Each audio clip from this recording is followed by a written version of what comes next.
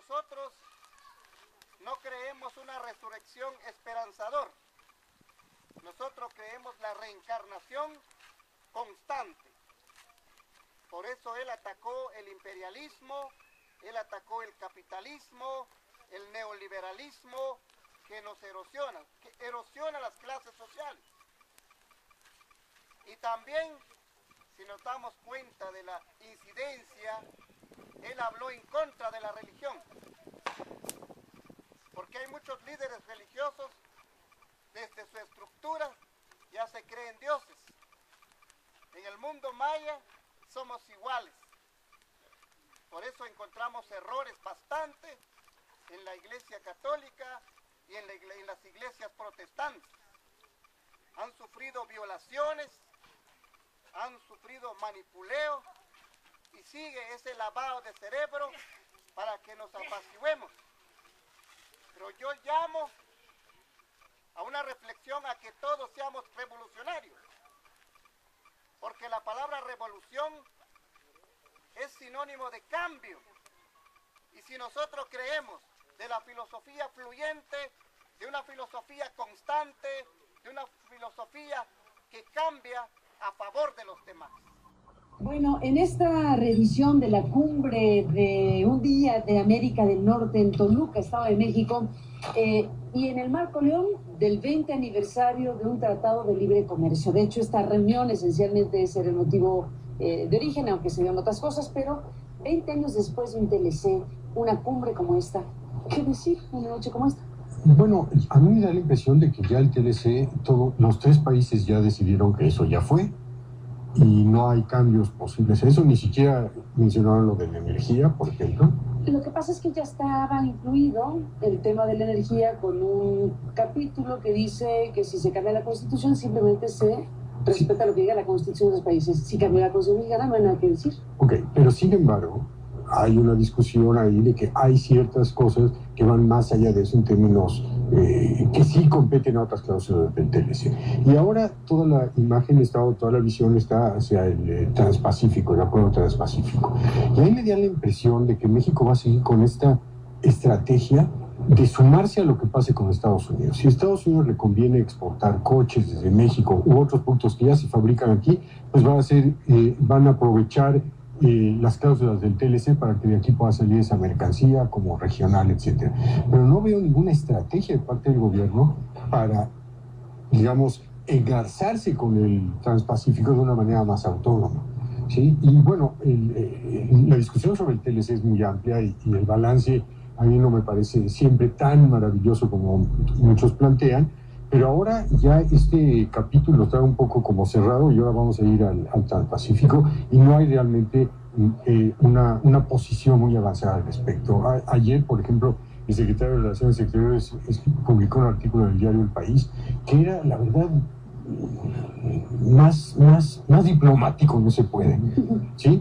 Y en todas las discusiones, desde hace ya muchas semanas en México, el secretario Guajardo nos ha ido encaminando a que esa es ahora la estrategia, el Transpacífico, pero las empresas yo no sé cómo van a estar preparadas para eso, más allá de las que ya están ancladas con la producción norteamericana, y no sé cómo la estrategia de las reformas que ha habido el año pasado pueden servir en términos económicos para que eso realmente se convierta en un motor de crecimiento, entre comillas. Bueno, el tema de la energía, si bien en el TLC no hay nada que moverle, porque con que se movió la Constitución se movió todo, ciertamente sí está en esta cumbre y en todo el entorno de este momento. América del Norte, Estados Unidos, con una estrategia geopolítica innegable en donde la energía y el petróleo son clave. La reforma mexicana forma parte de eso.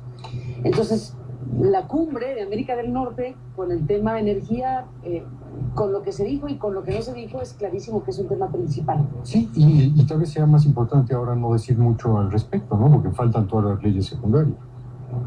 Claro que con la reforma constitucional muchos dicen que sí, ya está dicho casi todo. Pues no creo, Carmen, porque la reforma habla de podrá y no regula con precisión los detalles.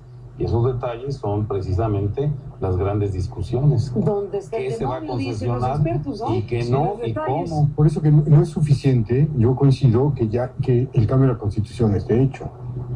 sino todo el manejo del asunto. ¿Cómo va a ser? Pues por eso se habla de una consulta sobre la energía, precisamente porque no es sobre la Constitución, sino sobre las leyes que van a desarrollar esos elementos.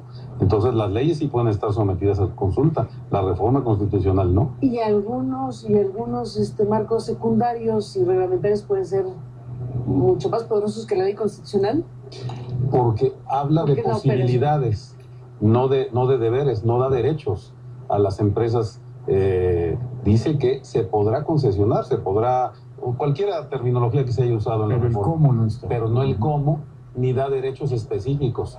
Yo no puedo reclamar derechos a partir de la reforma de energía. Tiene que regularse y esa regulación es la que va a generar obligaciones y derechos. En las declaraciones de Harper, desde luego, desde que llegó a México, en las primeras horas y minutos, el tema era energía, el interés de Canadá y no se diga de los Estados Unidos. Entonces el corazón, el eje, la columna vertebral del contexto que se vive es la energía y el petróleo. Déjenme hacer una pausa y regresamos en esta conversación.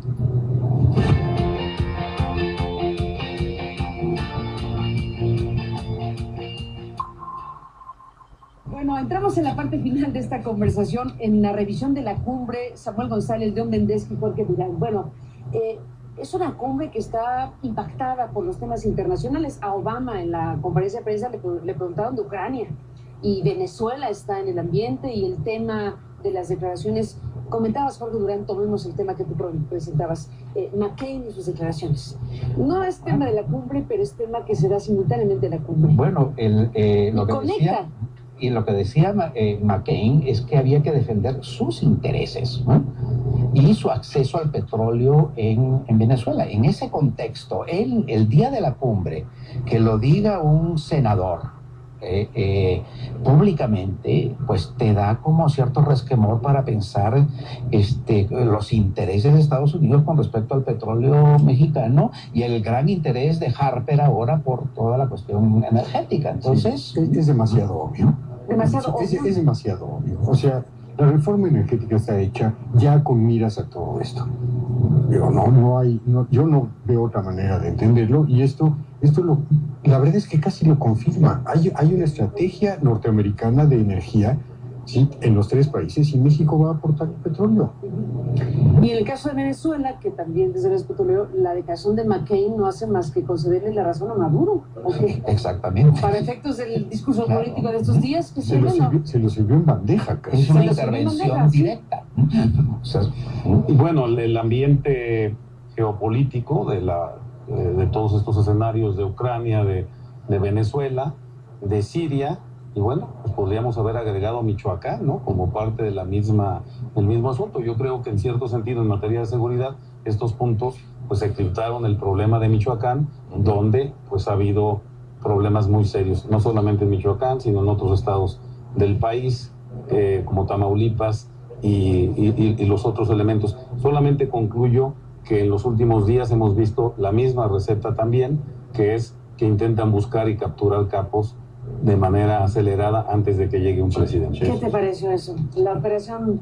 Pero tal vez todo esto era para esconder Michoacán, ¿no? Pregúntele sobre Ucrania. A ver, para esconder Michoacán, ¿hiciste el operativo de Sinaloa? No, meter el tema de Venezuela y el tema de Ucrania. Para eso lo metieron los periodistas, sí, que bueno. en la conferencia de prensa con Obama le preguntaron, oye, ¿qué pasa en Ucrania? Desde luego, ¿no? Pero te indica que hay otros temas que son mucho más importantes que esta cumbre, ¿no? Exacto. Que realmente no se llegó prácticamente a nada. Una cumbre precocinada, una cumbre sin sorpresas, una cumbre descafeinada. Una declaración contundente de algo no hubo. Se da por sentado que todo lo demás está caminando, el asunto energético, el petrolero, lo demás. Y lo que esperábamos, porque se había pedido expresamente, era que quitaran el requisito de las visas en Canadá. La única petición. La única petición, y esa expresamente dice que no. Yo agregaría solamente un punto, porque sí lo toca el presidente Obama, que es todo el proceso de reforma de policía y de reforma judicial. Y efectivamente sí, este país... Lo que le falta es, como dijo el presidente Cedillo recientemente, Estado de Derecho, Estado de Derecho, Estado de Derecho. Precisamente un Estado de Derecho que se necesita para poder captar más impuestos, porque cuando nos venden la reforma petrolera nos dicen, es que Colombia creció tanto. sí, nada más que en Colombia recaudan el 30% y en este país recaudamos solamente menos del 10% del Producto Interno Bruto. Entonces, ¿cómo vamos con una reforma petrolera a captar los recursos que realmente se requieren si no es capaz de generar y de recaudar los impuestos? Esa es la gran pregunta que yo te dejo. Pues ahí queda la cumbre de este día en México. Samuel González, gracias por estar aquí. Gracias, León Bendesky, por estar aquí. Gracias, Jorge Durán, por estar aquí a los tres. Bueno, quedó también el tema de las mariposas monarca, déjenme comentarlo. Y de las ballenas, Carmen. Y de las ballenas, pero el de las mariposas monarca, ayer estuvo en el programa Homero Aridgis del Grupo de los 100, que bueno, pues promovieron una carta muy importante con grandes firmas de personas que están sustentando científicamente cómo esa mariposa monarca, símbolo del TLC, pues está en riesgo real. Así que bueno, tomaron un compromiso de hacer algo respecto a lo que pasa ahí. Ya seguiremos acerca de lo que viene. Por lo pronto, bueno, pues nos despedimos de ustedes. Gracias por estar aquí. Hay varias comunicaciones. Desde luego la Casa Blanca sacó de la oficina del secretario de prensa ya la declaración conjunta. Las Pinos, la Casa Blanca ya sacaron conjuntamente esta declaración formal donde dice: nosotros, los líderes de Norteamérica, nos hemos reunido hoy en Toluca para reconocer la fuerza de nuestra relación y empezar un nuevo capítulo de nuestra asociación. Estamos determinados a promover el crecimiento económico inclusivo. Esa fue la expresión que se utilizó. Y bueno, se alude desde luego a los 20 años del Tratado de Libre Comercio, entre otras cosas. Así que bueno, pues seguiremos analizando y viendo lo que viene en esta intensa y compleja relación de los tres países. Por lo pronto la cumbre se acabó esta misma noche. Samuel, Jorge, León, gracias nuevamente por estar aquí y gracias a usted que nos permite acompañarle. Pásala bien y le esperamos mañana. Ustedes.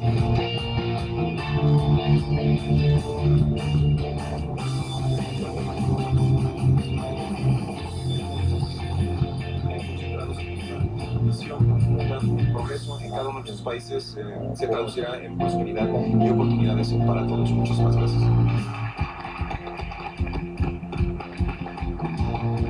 Para concluir, el primer ministro de Canadá, Stephen Harper, nos dirigirá su mensaje. Quisiera, en primer lugar, dar las gracias al presidente Peña Nieto por su hospitalidad.